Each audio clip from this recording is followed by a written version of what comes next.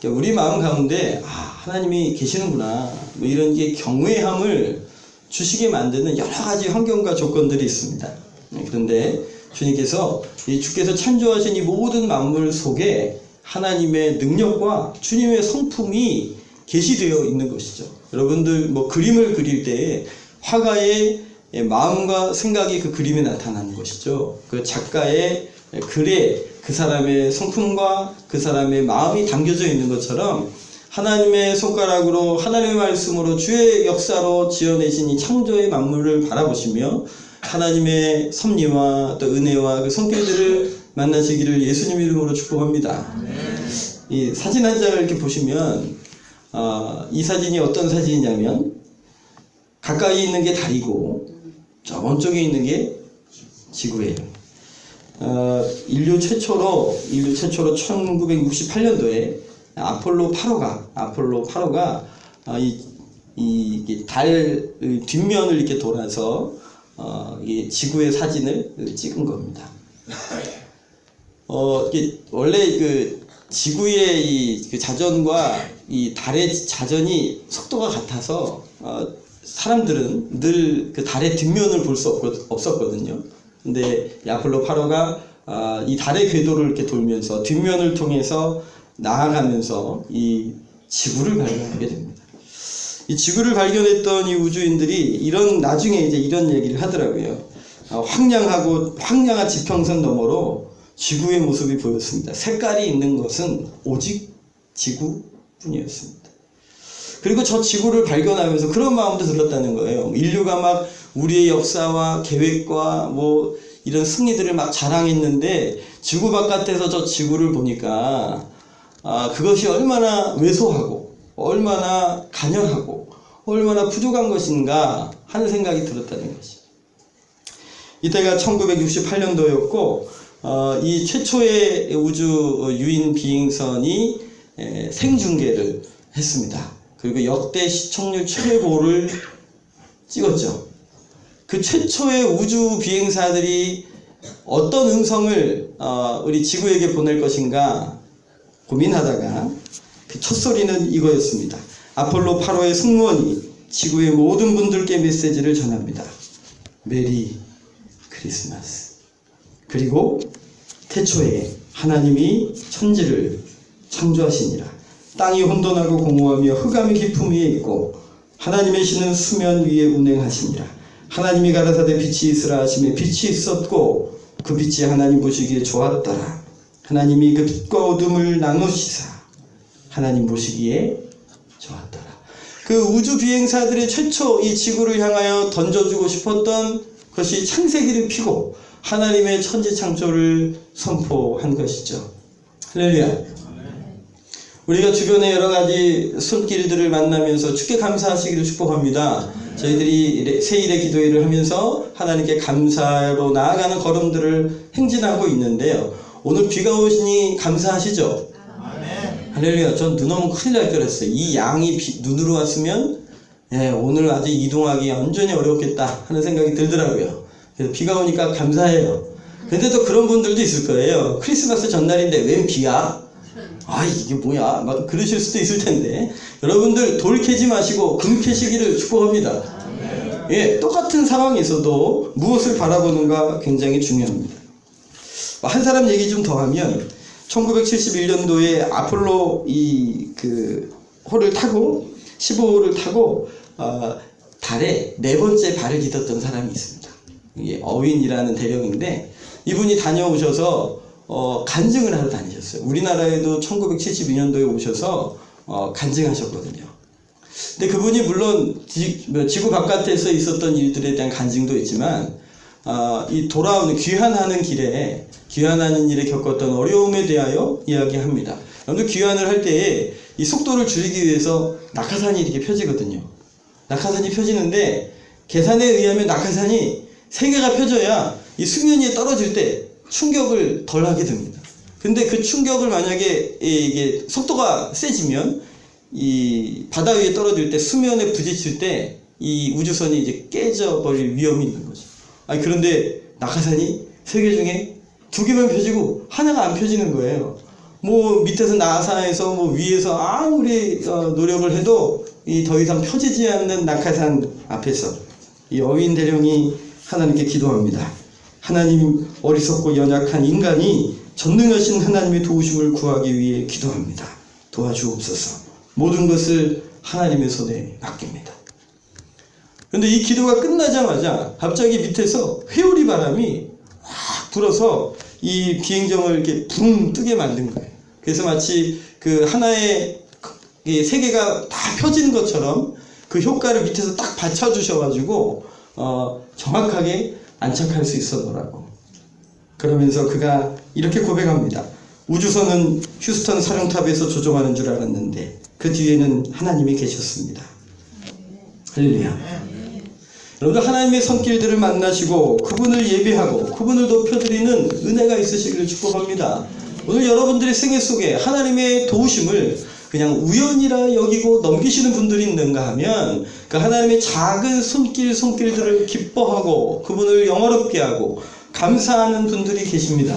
오늘 이 크리스마스의 계절에 하나님을 영화롭게 하고 하나님께 영광 올려드리는 그 기쁨의 역사가 있으시기를 예수님의 이름으로 축복합니다. 하나님이 주신 이 아름다운 세계를 바라보며 하나님의 살아계심을 목도하고 깨닫는 은혜가 있으시기를 바라요. 그런데요, 오늘 로마서 1장 20절 말씀에 보면, 그리고 그 이하의 말씀을 보시면 그렇게 만물을 바라보시며 하나님의 손길을 만나서 감격하고 감사하고 영광 올려드리는 것보다는 그렇지 못한 사람들이 훨씬 더 많았다고 말씀하고 계세요. 우리 같이 한번 읽겠습니다. 20절 21절입니다. 창세로부터 그의 보이지 아니하는 것들 곧 그의 영원하신 능력과 신성이 그가 만드신 만물에 분명히 보여 알려졌나니 그러므로 그들이 핑계하지 못할지니라. 하나님을 알되 하나님을 영화롭게도 아니하며 감사하지도 아니하고 오히려 그 생각에 많아지며 미련한 마음이 어두워졌나니. 아멘. 하나님 앞에서 주님을 계시해 주셨어요. 하나님을 알 수 있도록 하나님의 흔적들을 우리에게 보여주셨는데 그걸 보고 어떤 사람들은 하나님을 영화롭게 하고 하나님께 감사 올려드리는 영혼들이 있는가 하면 오히려 하나님이 살아계심을 보여주셨음에도 불구하고 하나님을 영화롭게도 아니하고 하나님을 감사치도 않고 읽고 싶어 하셨던 것 같아서 22절 23절 스스로 지혜 있다 하나 어리석게 되어 썩어지지 아니하는 하나님의 영광을 썩어질 사람과 새와 짐승과 기어다니는 동물 모양의 우상으로 바꾸는 사람들이 훨씬 더 많았다는 겁니다.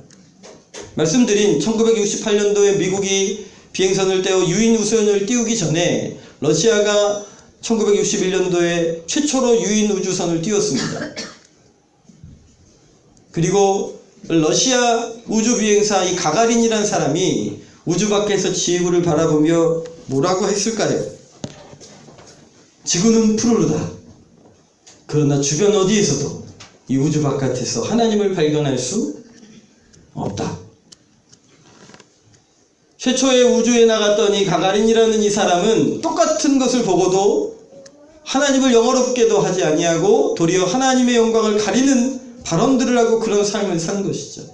어떤 사람들 눈에 보이고 느껴지지만 어떤 사람들은 그것을 통해 하나님을 영어롭게 할 기회를 놓치는 것입니다. 오늘 마태복음 2장 말씀을 읽으셨는데요. 마태복음 2장에 누가 등장을 합니까? 예, 동방박사들의 이야기가 등장을 합니다. 동방박사들이 예루살렘을 찾아왔습니다. 이 동방박사들은요, 박사들이죠. 이 사람들은 천체를 연구하는 박사들이었어요.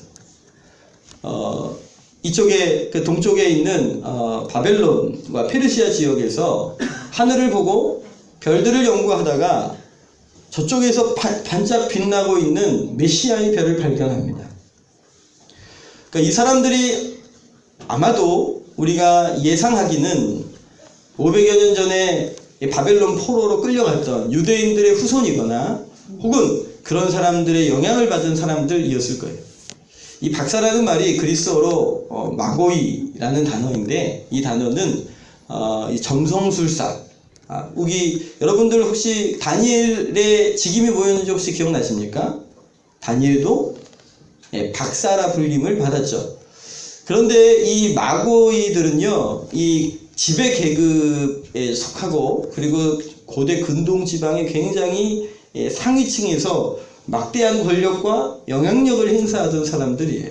근데 그들이 별을 보다가 메시아의 별을 발견합니다. 그리고 이들은 이미 민수기 24장에 성경에서 이 메시아의 별이 나타날 것에 대한 말씀을 붙들고 기다리고 있었던 것이죠. 그리고 그 별이 빛났을 때 그 별을 찾아갑니다. 그래서 메시아의 별이니까 당연히 어디에서 태어날 거라 생각했을까요? 왕궁에서 태어났을 거라 생각해서 헤롯의 왕궁으로 찾아갑니다. 근데 헤롯의 왕궁으로 찾아갔더니 3절입니다. 같이 한번 읽을까요? 3절입니다. 헤롯 왕과 갑자기 막 소동하는 거예요. 물론 동방에서 웬 알지 못하는 박사들이 갑자기 등장을 해서도 소동했겠지만 오늘 그들이 메시아가 여기 태어난 것을 알고 왔다. 우리가 그를 경배하러 왔는데 그가 어디 있느냐라는 질문을 하니까요. 당시에 왕으로 있었던 헤롯과 그리고 왕의 권력에 붙어 있었던 당시 대제사장들과 서기관들이 술렁일 수밖에 없었던 거죠. 그리고 헤롯이 물어봅니다. 왕이 모든 대제사장들과 백성의 서기관들을 모아 그리스도가 어디서 나겠느냐 물으니 그들이 유대 베들레헴이오니 이는 선지자로 이렇게 기록된다. 여기 미가서 5장 2절 말씀을 같이 한번 읽겠습니다. 베들레헴 에브라다야 너는 유다 족속 중에 작을지라도 이스라엘을 다스릴 자가 내게로 나올 것이라 그의 분도는 상고의 영원에 있느니라. 이미 주님께서 구약을 통하여 예언해 주신 대로 베들레헴에서 메시아가 태어날 것을 제사장들이 알았어요, 몰랐어요? 알고 있었어요. 근데 기다렸어요, 안 기다렸어요? 안 기다렸어요. 메시아가 왔다니까 막 흥분해서 소동한 것이 아니라 무엇인가 메시아의 탄생을 통하여 내가 잃어버릴 게 있을 것 같아서 오히려 소동하고 있었던 것입니다. 그러니 예수님의 탄생의 소식이 들려졌을 때, 그것을 발견했을 때 이 동방 박사들과 그리고 이 헤롯과 대제사장들과 서기관들의 반응이 같아요? 틀려요? 틀린 것이죠. 마치 하늘에 그 지구 바깥으로 나가서 그 하나님의 그 영광의 손길들을 바라보며 반응했던 비행사들의 반응이 달랐던 것처럼 메시아의 탄생의 소리를 들은 이 동방 박사들의 반응과 그 헤롯과 그에 속해 있던 사람들의 반응이, 이스라엘 사람들의 반응이 전혀 달렸던 것을 보게 됩니다. 우리가 잘 알고 있는 것처럼 원래 이제 헤롯은요 유대 다윗의 자손이 아니에요. 에돔, 그러니까 야곱의 형인 에서의 후손이었어요. 그러다가 유다가 에돔을 점령하면서 강제적으로 유대교를 믿기로 결정하고 생명을 건진 사람들의 후손이에요. 그러니 본인이 다윗의 자손이 아닌데 다윗의 자손 될 왕이 태어났다니까 이 사람이 자기 위치가 흔들릴 두려움이 있는 것이죠. 당시 대제사장들과 서기관들도요 자신들의 권력을 왕에게 빌붙어서 큰 유익을 얻고 있었던 사람들이었기 때문에 메시아가 다윗의 자손이 왕권을 잡는다면 정권이 교체되면서 자신들에게 큰 불이익이 올 걸 알았기 때문에 별로 기뻐하지 않았던 거죠. 그래서 헤롯이 뭘 꾸밉니까? 유아 학살을 꾸미게 되죠. 우리 7절과 8절입니다. 같이 한번 읽겠습니다. 이에 헤롯이 가만히 박사들을 불러 별이 나타난 때를 자세히 묻고 베들레헴으로 보내며 이르되 가서 아기가 대하여 자세히 알아보고 찾거든 내게 구하여 나도 가서 그에게 정보를 얻으려고 굉장히 경배할 것처럼 했지만 그 정보를 얻은 후에 베들레헴으로 쫓아가서 2살 이하의 어린이들을 다 죽이는 이 유아 학살을 벌이게 되고 맙니다. 그러니까 메시아의 탄생을 앞에 두고 전혀 반응이 다른 거예요. 그러나 동방 박사들은 아까 말씀드린 것처럼 그 사회에서 굉장한 영향력과 안정감과 권력과 힘을 가지고 있었던 사람인데 이 사람들이 메시아의 별을 발견하고는 자신들이 가지고 있는 안정감을 포기합니다.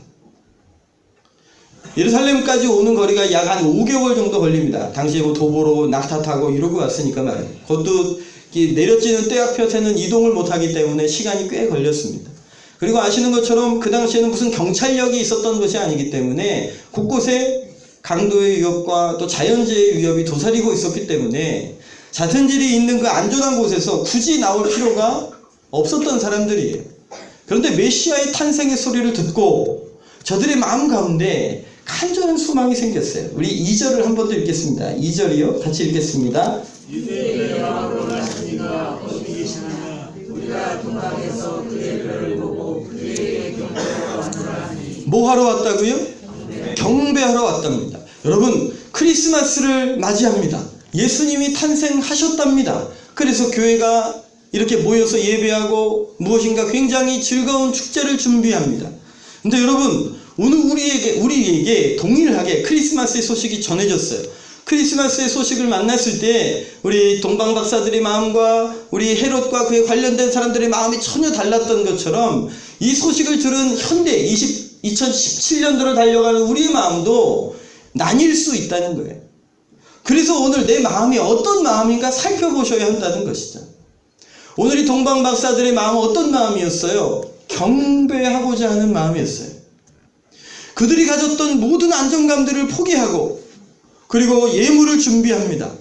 왕에게 드리는 황금과 그리고 제사장들이 제사할 때 드리는 유향과 그리고 사람이 죽었을 때 몸이 썩지 않게 하려고 발랐던 모략을 당시에 굉장히 비싼 이 일들을 자신의 모든 것을 팔아서 준비합니다. 그리고 마침내 예수님을 발견하고는 그 예물을 드리며 그분께 경배하며 주님께 영광 올려드리는 것이죠.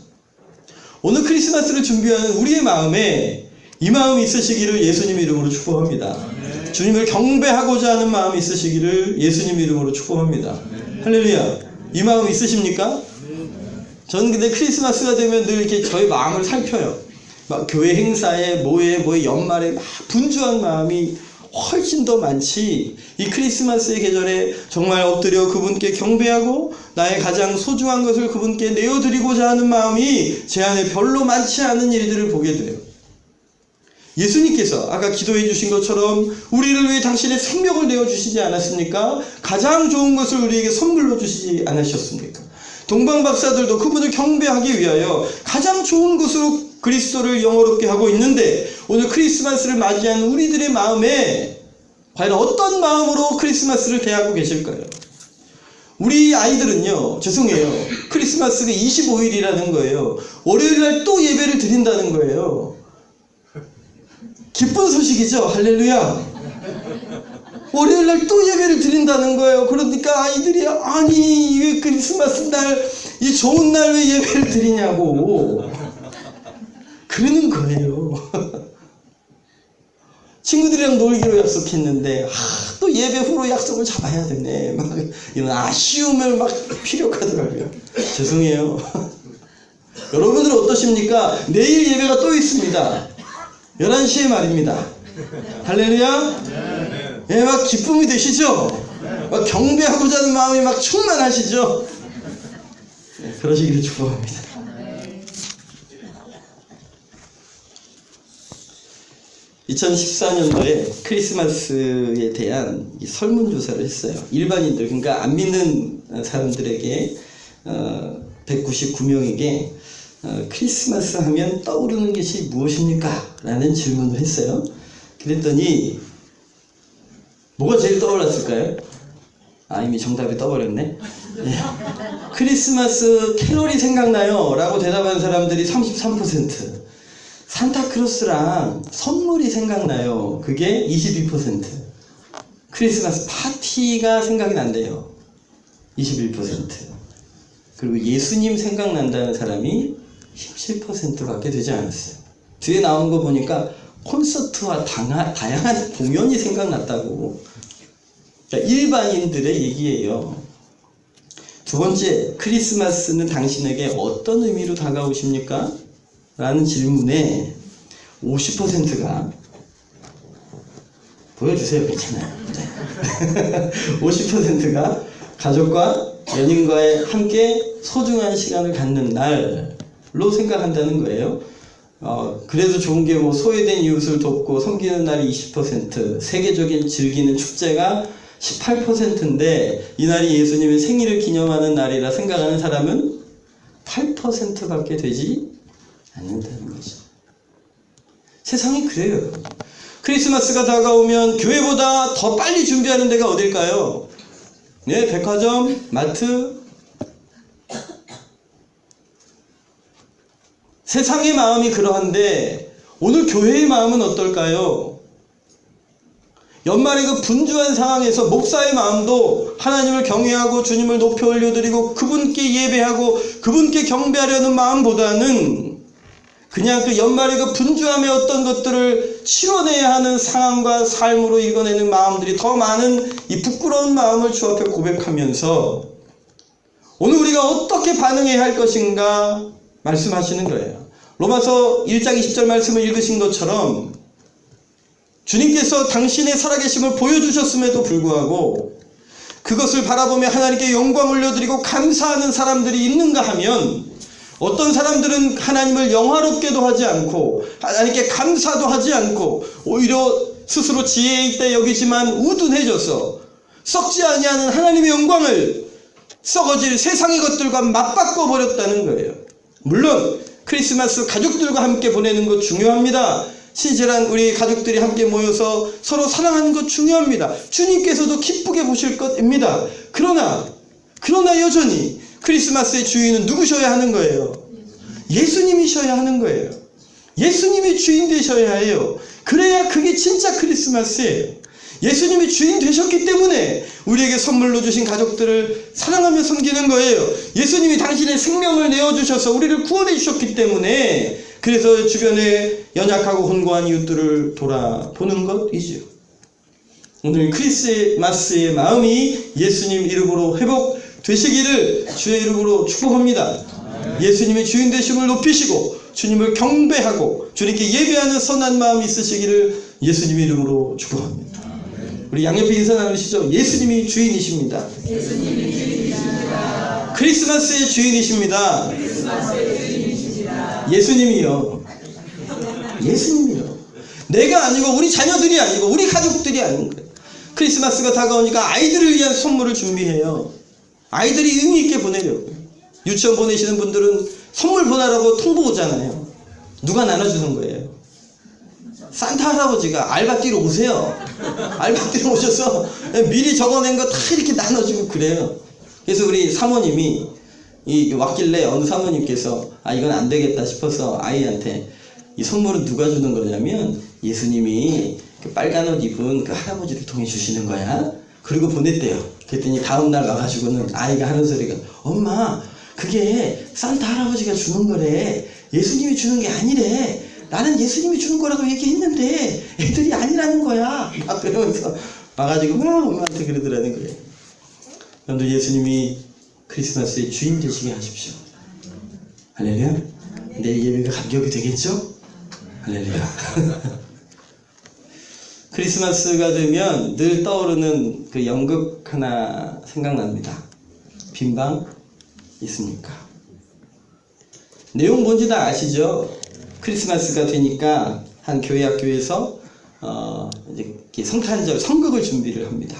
내용은 만삭이 된 마리아와 요셉이 여관을 찾아다니다가 찾을 데가 없어서 말구유에서 아이를 낳고 말구유에 누워서 이제 동방박사도 오고 그 목동들도 오고 해서 이제 경배하는 장면인 거예요. 이 준비를 해 가려고 하는데 이 교회학교 학생들 중에 말을 더듬는 아이가 약간 좀 이렇게 기억력이 좀 떨어지는 아이가 하나 있었어요. 근데 누구는 요셉하고 누구는 마리아하고 막 이렇게 맡겼는데 이 아이 안 시키면 또 상처받을 수 있잖아요. 그게 교회니까 더 그러면 안 되죠. 그래서 이 아이한테 무슨 역할을 맡길까 하다가 하나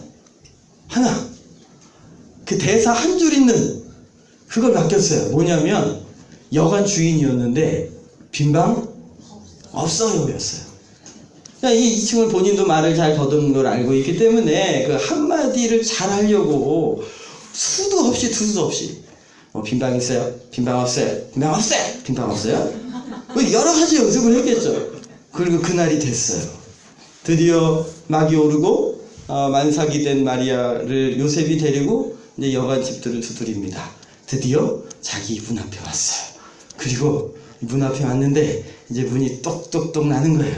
긴장을 하고 있다가 소리가 나니까 문을 활짝 열고는 뭐라 그랬을까요? 빈방 없어요. 아주 연습을 잘했어요. 그 이야기를 듣고는 이 마리아와 요셉이 실망하는 마음으로 뒤돌아갑니다. 뚜벅뚜벅뚜벅 걸어가는데 갑자기 이 친구가 지금이 연극이라는 사실을 까맣게 잊어버린 거예요. 빈방 없어요 라고 소리 지르고 그렇게 쓸쓸하게 뒤돌아서 걸어가고 있는 마리아와 요셉의 뒷모습을 바라보니까 갑자기 막 불쌍한 마음이 드는 거예요. 그래가지고 갑자기 이 친구가 소리를 지르는 거예요. 빈방 있어요. 일로 오세요. 이렇게 쫓아나가가지고 마리아와 요셉을 데리고 무대 뒤로 사라져 버렸어요. 그리고 연극이 끝나고 말았지요. 근데 저는 늘 이 연극을 생각하면서 우리의 마음이 생각이 들어요. 예수님께서 말구 위에 누이셨어요. 빈방이 없었기 때문이에요. 예수님 찾아오셨는데 그 집에 들어갈 영광이 있었는데 예수님을 모실 영광이 기회가 있었는데 빈방 없다 하여 예수님 몰아낸 것이죠. 이 크리스마스 계절에 오늘 우리의 마음에 나로 가득 차 있고 내 유익으로 가득 차 있고 때로는 내 가족들로 가득 차 있어서 예수님이 내 마음에 들어오실 틈바구니 하나 없다면 오늘 이 크리스마스 계절에 달리 반응하시는 은혜 있으시길 바라요. 예수님 제 마음에 빈방이 있어요. 예수님 딴 데 가지 마시고 제 마음에 오셔서 저의 주인 되어주세요. 오늘 그렇게 고백하셔서 크리스마스의 주인 되신 예수님 높이고 그분을 경배하고 그분을 섬기는 은혜 있으시기를 예수님 이름으로 축복합니다. 이 시간을 같이 한번 기도할 때에 예수님 혹시 내 마음에 이 연말의 분주함과 때로는 세상이 값들로 가득 차 있어서 예수님 모실 수 없는 빈방 없는 마음이라면 예수님 저희 죄를 용서하시고 예수님 제 마음에 빈방이 있습니다. 우리 가정에 빈방이 있습니다. 예수님 우리 교회에 빈방이 있습니다. 예수님 오셔서 저희 주인 되어 주십시오. 같이 한번 기도하겠습니다. 할렐루야.